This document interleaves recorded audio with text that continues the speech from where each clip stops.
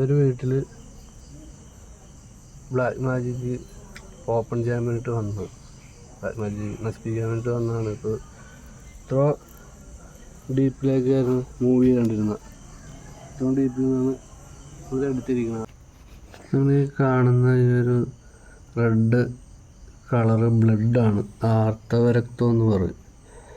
അതുകൊണ്ട് ചെയ്തിരിക്കുന്ന ബ്ലാക്ക് മാജിക്കാണ്.